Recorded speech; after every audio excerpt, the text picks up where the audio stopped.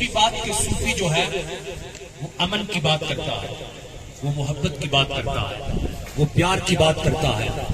حضرت خواجہ معین الدین چشتی اجمیری رحمت اللہ تعالی علیہ آپ فرماتے ہیں کہ پیر کو ایسا ہونا چاہیے کہ وہ سورج کی طرح ہو کہ سورج جب نکلتا ہے تو وہ یہ نہیں دیکھتا کہ ترناوے پر میں نے روشنی ڈالنی ہے یا اسلام آباد کو روشن کرنا ہے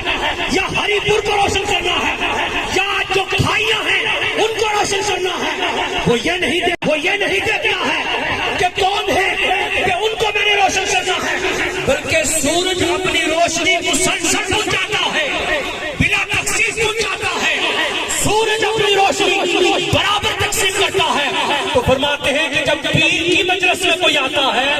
تو پیر یہ نہیں دیکھتا کہ اس کا تعلق کس سیاسی پارٹی سے ہے، پیر یہ نہیں دیکھتا کہ اس کا تعلق کس بڑے خاندان سے ہے، پیر یہ نہیں دیکھتا کہ اس کا تعلق کس قبیلے سے ہے، کس برادری سے ہے، کس پارٹی سے ہے، بلکہ پیر دیکھتا ہے کہ اس کا دل کتنا صاف ہے۔ کہ ایک پیر کو، ایک کامل صوفی کو سمندر کی طرح ہونا چاہیے کہ جب سمندر کے پاس جاتے ہیں، چاہے کوئی انسان ڈول لے کر کے جائے،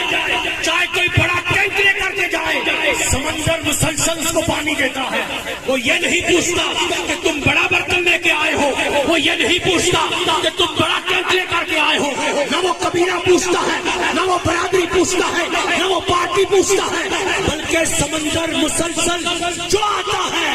وہ ڈھول بھر کر کے دیتا ہے۔ تو پیر کامل وہ ہوتا ہے جو بلا تخصیص سب کو فیض پہنچاتا ہے۔